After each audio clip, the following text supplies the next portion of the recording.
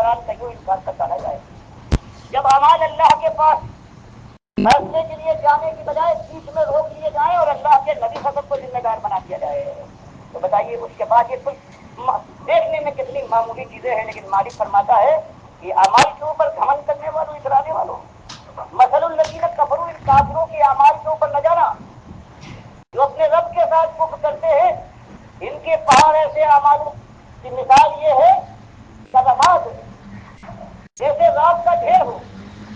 شدت کی رہی تھی یومن آصف، ایک چھت چلے طوفان اونڈے آندیاں چلے اور یہ سارا جو رات کا ڈھیر ہے اس کے دوست کے اوپر اڑ جائے، کچھ باقی نہ رہے. اسی طرح سے قیامت کے انصاف اور فیصلے کی آندھی چلنے دو. یہ نمازی اور یہ روزے دار یہ گھمن کے ساتھ اپنے کو کہنے والے کہ ایماندار ہم ہی ہیں، ہم ایمان کے علم بتا ہیں، اور اس ایمان کی خرابی کے ساتھ کم سے کم تو یہ خرابیاں ساری کائنات کے اندر جتنے مومن کرو اپنے مسلک سے وابستہ ہیں، جو اپنے کو کوئی دیوبندی، کوئی بریلوی، کوئی اہل حدیث اور کوئی حنبلی کہتا ہے، سب کے اندر یہ اعمال بغیر کسی اس کے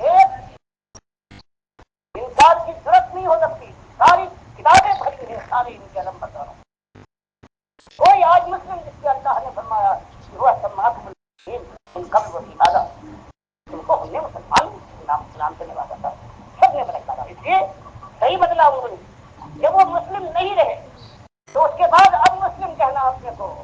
یہ ایک طرح کا دھوکہ تھا. اس لیے لوگوں نے انکار کر دیا. اللہ فرماتا تھا کہ ہاں اگر تم ایمان کے تقاضے پورے نہیں کر سکتے تو مرتد ہو جاؤ. اللہ فرماتا یا ایھا الذین آمنوا من یرتد منکم عن دینہ فسوف یأتی اللہ بقوم. فرمایا اگر تم نے ایمان کے تقاضے پورے کرنے، طاغوت پر للکارنے اور باطل کے خلاف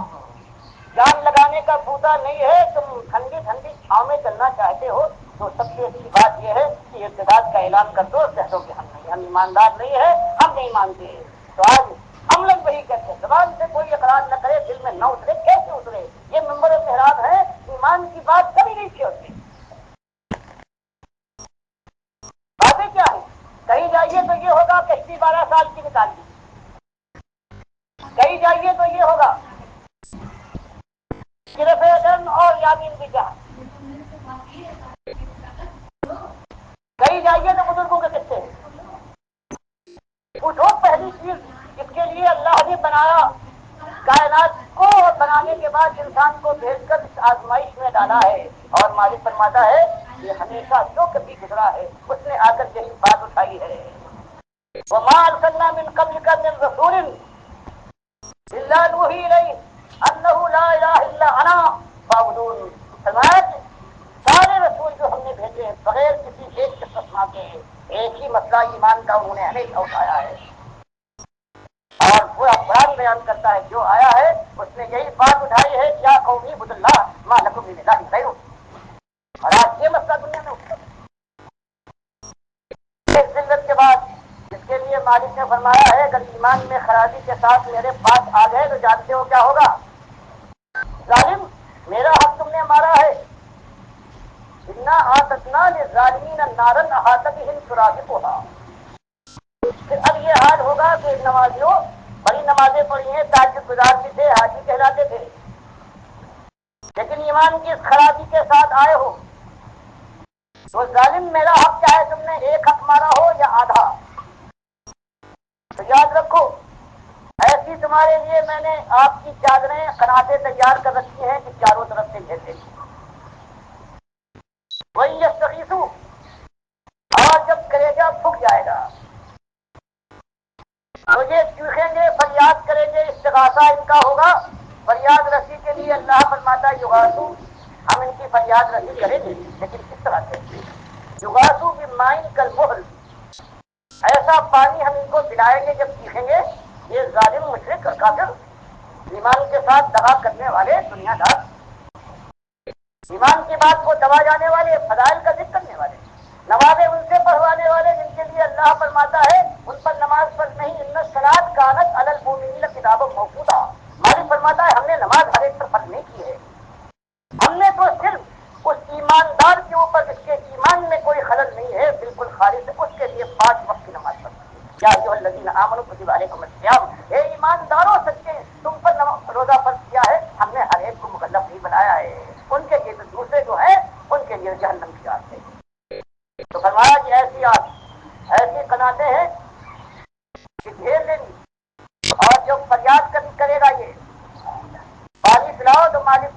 پانی پلایا جائے گا، لیکن کیسا؟ کلمحل۔ عبداللہ ابن مسعود رضی اللہ تعالیٰ عنہ کہتے ہیں محل کے معنی یہ ہے کہ ایک تانبے کی دھات کو لو، گرم کرو آگ کے اوپر، اور اس کے بعد اتنی گرم ہونے کے بعد وہ جب پگھل جائے اور ابلنے لگے، تو یہ ہے محل، سمجھ لو ایسا محل ہوگا، اور ایسا پانی دیا جائے گا رقیق، اور جب قریب پہنچے گا یشفی الوجوہ، چہروں کو بھون ڈالے گا، اسے شراب بس مطلب۔ تو لوگوں کیسا بڑا مشروب ہے یہ، کیسی بری مہمانے والی، اور اس کے مقابلے میں ایماندار جھوپڑی سے نکلنے والا رب اشفا اکبر مدفوم بالابواب لو اقسم علی اللہ لا بتا۔ بخاری مسلم کی حدیث میں یہ ایسا ہے، میرا مخلص بندہ اشفا بات پریشان چند رات کی محنت مزدوری ہے، غربت کی تنگی ہے، اور بڑا بدن ہٹا ہوا ہے گرد و غبار سے، مدفوم بالابواب، ایسے دروازوں پر جہاں دربان ہوتے ہیں پہنچ کر داخلہ چاہے تو دھکا دے کر اسے واپس بھیج دیا جائے، اور لیکن وہ مجھے اتنا محبوب ہے، لو اقسم، اگر اللہ کو کوئی قسم دلا دے لا برہ، تو اللہ اس کی قسم دلا سکے گا، اس کو حاصل نہ کرے گا۔ تو یہ دونوں چیزیں آپ نے دیکھ لی، دونوں انجام ہیں۔ یہ امت ہے عاملۃ الناصبہ، کتنے اس کے اندر ہیں؟ کیا ہے اس کا؟ ایک حصہ ہو، 1% ہو جو بہرحال نماز پڑھتا ہے، روزے رکھتا ہے، کچھ پابندیاں ہیں، لیکن حالت کیا ہے؟ اللہ فرماتا عاملۃ ناصبہ تصلیٰ نارا حامیہ، عمل بھی کریں گے، تھک بھی جائیں گے، لیکن اس کے بعد جہنم کے چھوڑوں میں صدر کریں گے۔ ایمان کی ایسی بات ہے۔ اب یہ بات جب سامنے آ جائے تو اس کے بعد سوال ہوتا ہے کرنا کیا ہے؟ تو وہی قرآن کی ہدایت ہے اور سنت کی رہنمائی ہے۔ منیب ازدی رضی اللہ تعالیٰ عنہ بیان فرماتے ہیں، بخاری تاریخ کثیر میں لائے ہیں کہ اپنی جاہلیت کے زمانے میں مکے پہنچا ہوں، دیکھا کہ ایک صاحب ہیں، وہ یہ کہہ رہے ہیں قولوا لا الہ الا اللہ تفلحوا، کہ لوگوں اس بات کا اقرار کر لو کہ تمہارا الہ، تمہارا مالک، تمہارا آقا، تمہارا پروردگار، تمہارا مشکل کشا، تمہارا تفصیل الہ، اپنی عرب جاننے والے تھے الہ کے معنی کیا ہے، وہ اکیلا ایک الہ ہے، اور یہ لات البنات اور ابراہیم اور اسماعیل علیہ السلام ہیں، ان کے بس میں کچھ نہیں ہے۔ فرمایا میں نے سنا، اس کے بعد تعجب کہ دیکھا میں نے کچھ لوگ ہیں کہ زمین سے خاک اٹھا کر ان پر پھینک رہے ہیں حکارت کے ساتھ، کچھ لوگ ہیں جو گالیاں دے رہے ہیں، اور کچھ کا حال یہ ہے جو منہ پر تھوک رہے ہیں، یہاں تک کہ دوپہر ہو گئی، ایک لڑکی بڑے برتن میں پانی لے کر آئی، اور ان صاحب نے اس لڑکی سے کہا کہ بیٹی مایوس نہ ہونا، تیرے باپ کو اللہ تعالیٰ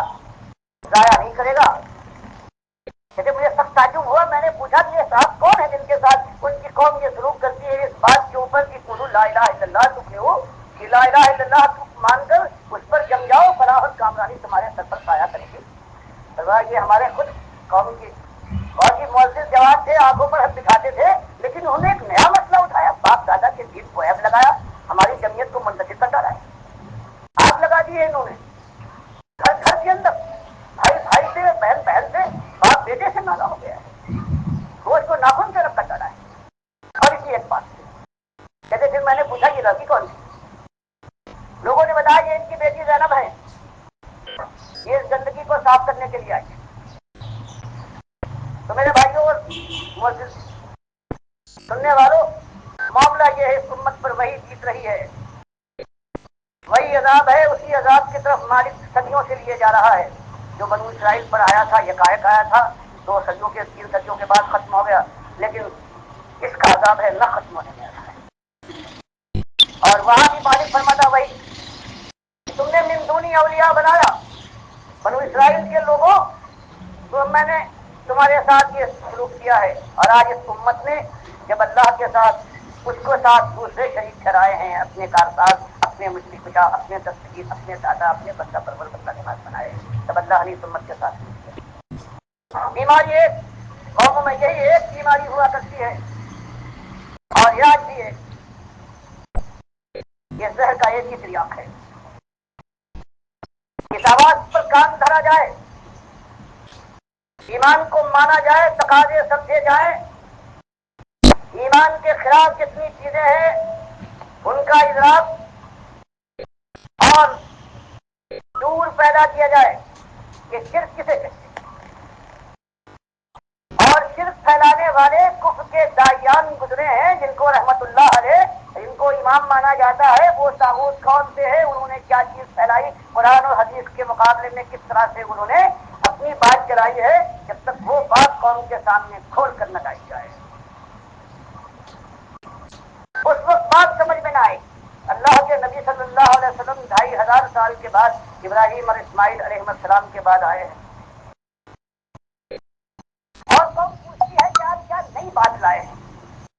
مانتے ہیں اللہ کو، آسمان اس نے بنایا، زمین اس نے بچھائی، ہوائیں وہ چلاتا ہے، معاملات ساری کائنات کے وہ طے کر دیتا ہے، تو آپ ہم سے اور کیا چاہتے ہیں؟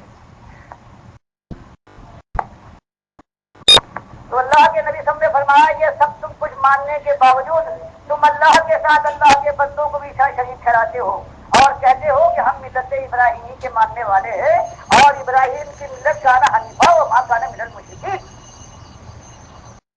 وہ تو یکسو یک رنگ تھا، جو تم اپنا جس کو بڑا مانتے ہو تو وہ یکسو یک رنگ تھا، وہ مشرک نہیں تھا، تم مشرک بن گئے ہو۔ تو یہ بات ہے جس کو آج لوگ بیان کرنے سے اس لیے کتراتے ہیں کہ جو شیشے کے محل میں آرام کر رہا ہو وہ دنیا کے دوسروں کے اوپر پتھر تو نہیں پھینکتا، اس لیے آج جو اپنے کو علم بردار یہ سمجھتے ہیں، غلط فہمی یہ ہو گئی ہے کہ ہم توحیدی ہے، توحید کے علم بردار، قرآن و سنت کے ماننے والے ہیں، کتنے ہر جگہ اس ملک کے اندر ہر جگہ ہر کتنے ہر مسلک کے لوگ ہیں جو اپنے کو یہ سمجھتے ہیں، لیکن اللہ گواہ ہے کہ ہر ایک کے اندر کفر و شرک ہے جو پہنچ چکا ہے، کسی میں کم کسی میں زیادہ، اور سب سے کم جو امت کے اندر یہاں ہے وہ حنبلیوں میں ہے یا اہل حدیث میں ہے، وہ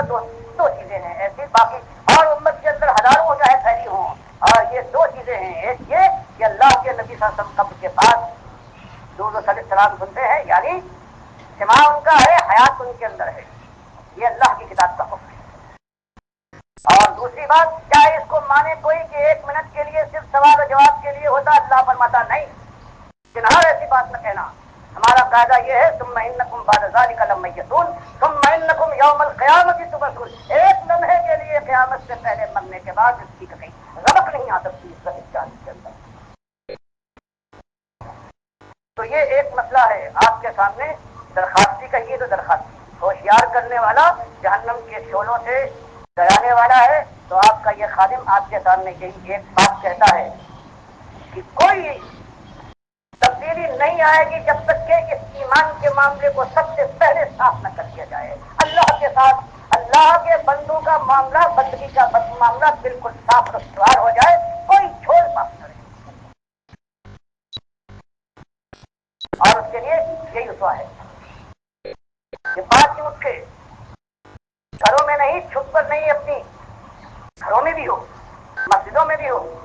اور کارگاہوں میں بھی ہو، شاہراہوں میں بھی ہو، گلیوں اور کوچوں میں بھی ہو، چھتوں پر، مدرسوں میں بھی ہو، عدالتوں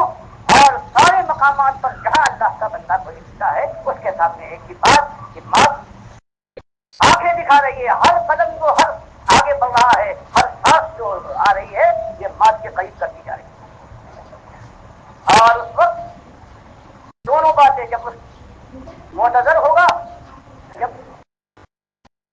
غیر شعور بچ جائے گا، قرآن اور حدیث بے حساب آیتیں بیان کرتی ہیں کہ بس کسی وقت اللہ جب دونوں ڈالے مل رہے ہوں گے بات بالکل صاف کر دے گا دونوں کے لیے، بے ایمان سے کہا جائے گا کہ مذاق کر دیا تو نے، اب چل، اب شوروں میں تیرا مقام ہے، اور ایماندار خوشخبری سنا دی جائے گی کہ اب نہ آئندہ کا کوئی خوف اور نہ پرانا کوئی غم ستائے گا، اب تو تیرے دل میں لکم فیہا ما تشتہی انفسکم ولکم فیہا ما تدعون نزلا من غفور رحیم، اب جو تمہارے دل میں بے اختیاری اور بغیر ارادے کی کوئی خواہش پیدا ہو جائے وہ اللہ تعالیٰ پوری کر دے گا، وَلَكُمْ فِيهَا مَا تَدَّعُونَ، جو زبان سے تم کہہ دو،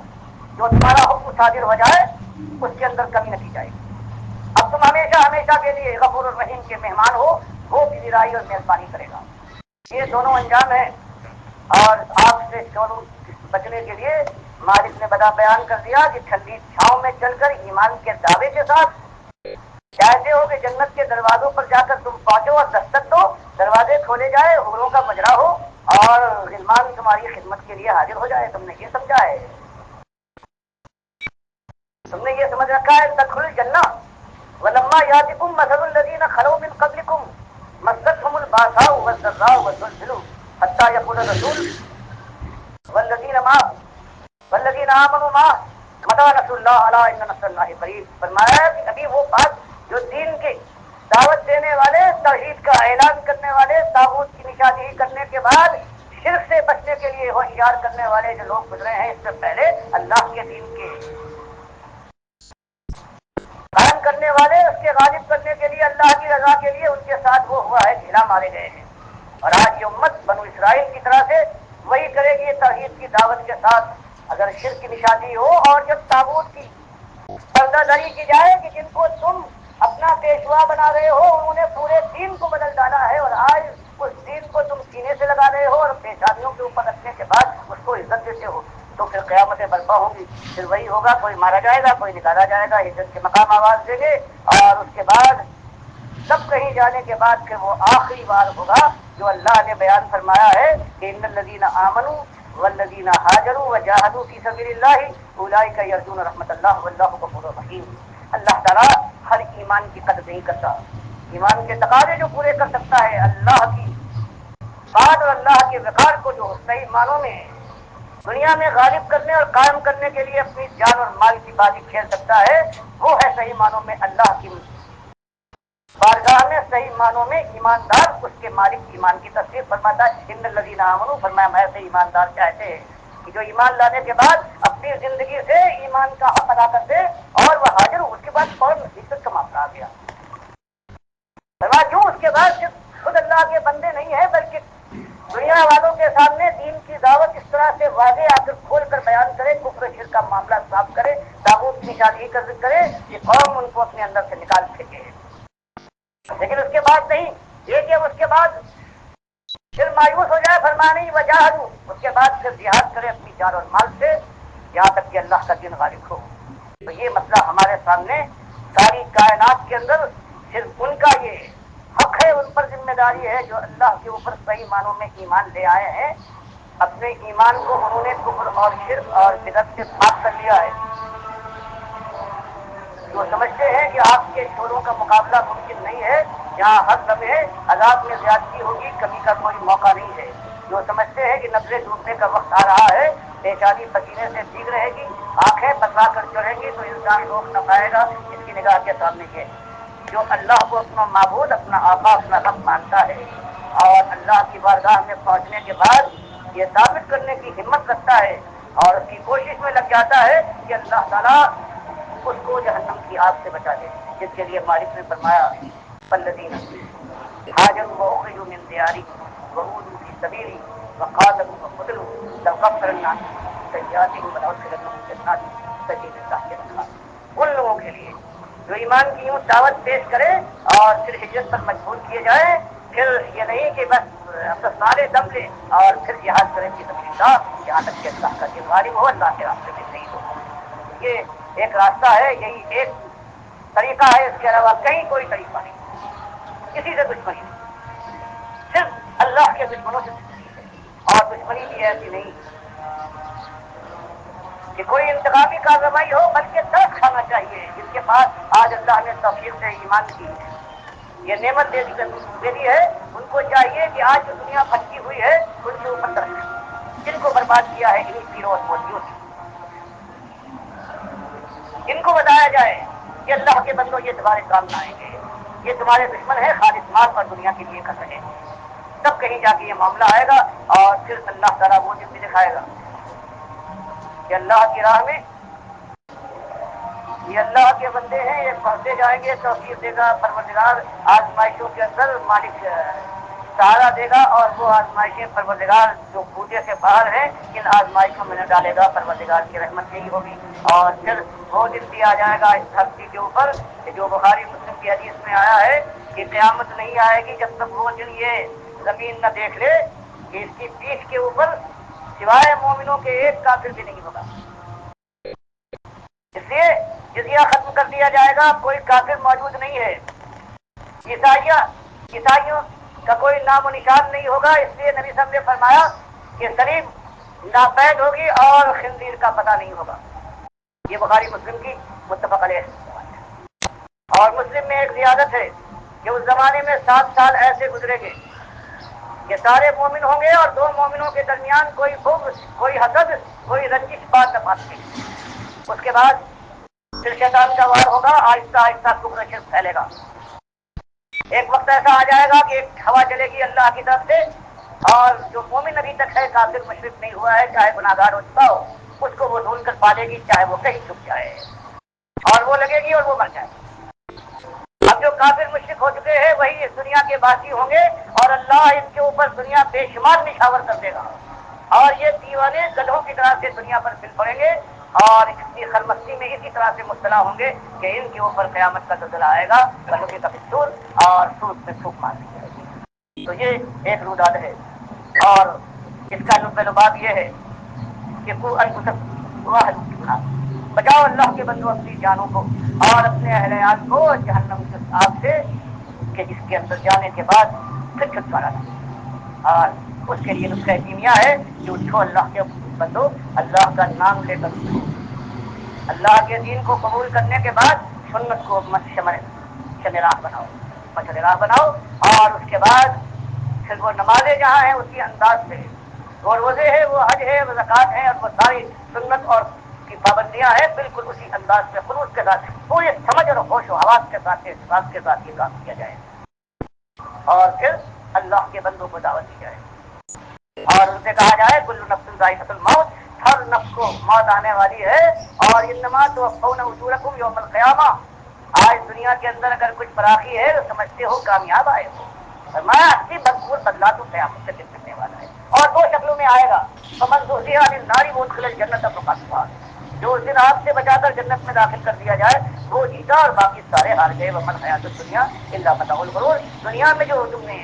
کامیابی اور ناکامی کے پیمانے بنائے ہیں یہ خالص فریب کے معیار ہیں، ان کو توڑ دو۔ میرے بھائیوں، یہی بات ہم آپ یہاں بھی کہنے آیا ہوں، اور یہی دنیا والوں کے سامنے کہ اس موت یہ چٹکی سے پہلے، اس سے پہلے کہ خالص مایوسی کا وقت ہو، حسرت و یاد کا سما ہو، آؤ کہ اللہ سے توبہ کریں، پروردگار سے توبہ کرنے کے بعد، اور پھر اللہ کے دین کو قبول کرنے کے بعد پھر میدان میں، پھر بات جو ہے اللہ کے نبی صلی اللہ علیہ وسلم نے جو صحابہ کرام نے جس انداز سے، جس کے لیے ہوا یہ ہے کہ اسی کام کو کرتے ہوئے حرام ابن ملحان رضی اللہ تعالیٰ عنہ جب گئے ہیں پیر مونا پر، تو اس کے بعد ان ظالم فریب کاروں نے کہا کہ ہاں آپ آئے ہیں رسول اللہ صلی اللہ علیہ وسلم کی طرف سے تقریر فرمائیے، کھڑے ہوئے ہیں آپس میں اشارے کرنے کے بعد انہوں نے اشارہ کیا ہے اپنے ساتھی کو، اور پیچھے سے اس نے نیزہ مارا ہے جو ان کی پیٹھ میں لگنے کے بعد سینے سے پار ہو گیا ہے، خون کا فوارہ پھوٹا ہے دل کے پھٹ جانے سے، اور ان کی زبان سے بجائے اس کے کہ لعنت اور ملامت کی کوئی بات نکلتی، بخاری مسلم روایت کرتے ہیں یہ خوشی سے بے قابو ہو کر کہتے ہیں اللہ اکبر فتو رب الکعبہ، مالک تیری کبریائی، تیرا احسان مالک، فتو رب الکعبہ، میں تو رب کعبہ کی قسم اپنی مراد کو پہنچ گیا، میں تو کامیاب ٹھہرا۔ سب وہ چیز آئے گی ایک بات کے اوپر، اسی واقعے کو لا کر بخاری روایت کرتے ہیں کہ دیکھو جو اللہ نے کہا ہے وَلَا تَحْسَبَنَّ الَّذِينَ قُتِلُوا فِي سَبِيلِ اللَّهِ أَمْوَاتًا بَلْ أَحْيَاءٌ عِندَ رَبِّهِمْ يُرْزَقُونَ، یہ جیسے میدان جنگ والے کے لیے ہے یہ کہ جو اللہ کی راہ میں شہید کر دیا جائے، ویسے ہی اللہ کے دین کی صحیح دعوت دیتے ہوئے کسی کافر اور مشرک کے ہاتھوں وہ شہید کر دیا جائے تو اس کا بھی یہی حال ہے، براہ راست سیدھا جنت میں پہنچ جائے گا، جیسے مسلم کی حدیث تفسیر میں آئی ہے کہ اللہ تعالیٰ اس روح کو لے کر نئے جسم جنت الفردوس کے ہرے رنگ کے دیتا ہے، اور اپنے عرش کے نیچے ان کے لیے سونے کے محلات بنانے کے بعد ان کے قیلولے کا انتظام کرتا ہے، اور پھر جب یہ مزے اڑا دیتے ہیں تب ان سے مخاطب ہو کر پوچھتا ہے کہ شہداء تمہیں کچھ اور چاہیے؟ تو سارے کہتے ہیں کہ مالک سب کچھ مل گیا، سارے وعدے پورے ہو گئے، کوئی ایک تمنا نہیں ہے۔ 3 بار جب یہ پوچھنے کے بعد نبی صلی اللہ علیہ وسلم فرماتے ہیں مسلم کی حدیث میں کہ پھر یہ شہداء آپس میں مشورہ کرتے ہیں کہ اب کوئی نہ کوئی بات مانگنا چاہیے ورنہ اللہ برابر یہی پوچھتا رہے گا، تب انہوں نے کہا کہ مالک ایک تمنا ہے کہ ہماری ان روحوں کو جن کو تو نے ان ہرے جسموں میں ڈالا ہے جنت الفردوس میں جہاں مزہ کر رہے ہیں، ان روحوں کو پھر نکال کر دنیاوی جسموں میں واپس لوٹا دے، ہم دنیا میں زندہ ہو کر پھر تیری راہ میں جہاد کریں اور پھر شہید کیے جائے۔ وہ قیامت جو پہلی شہادت کے وقت ملی تھی، بس اس کی تمنا ہے، وہ ایسی ہے، وہ جنت ملتی ہے۔ تو یہ چیز ہے، معلوم ہوا یہ اللہ تعالیٰ پوچھتا بھی ہے اور پھر قیامت سے پہلے دنیا میں شہداء کو واپس کرنے کے لیے تیار نہیں ہے۔ یہ ایک ایسی چیز ہے آپ کے سامنے، اللہ توفیق سے مالک سب کو توبہ کریں۔ اس طرح سے قرآن میں آتا ہے کہ حضرت ہود علیہ السلام یہی کہتے ہیں کہ جو کچھ تم نے کیا ہے یہ تمہیں بھی معلوم ہے اور بات تمہارے سامنے صاف آ گئی ہے، تو یا قوم استغفروا ربکم ثم توبوا الیہ، اللہ سے معافی مانگو، توبہ کر کے پلٹو، یرسل السماء علیکم مدرارا، اس دنیا میں بھی پروردگار عالم آسمان کو رحمتوں کا دھارا بنا کر برسا دے گا، اور آخرت میں جنت کی بادشاہت کے لہلاتے ہوئے باغات سے قدم چومیں گے۔ اللہ مجھے بھی توفیق دے اس بڑھاپے میں جماؤ کی، ایمان کے ساتھ، خلوص کے ساتھ اللہ کے راستے میں جہاد کی زبان کا بھی ہے، اس کے بعد اللہ جہاں جہاں تک لے جائے، سب کو مالک توفیق دے، اور سارے سننے والوں کو اور ان کے متعلقین کو پروردگار عالم جہنم کے شعلوں سے محفوظ کر کے جنت کی بہاروں کی خدمت کر دے۔ اقول قولی ھذا واستغفر اللہ لی ولکم۔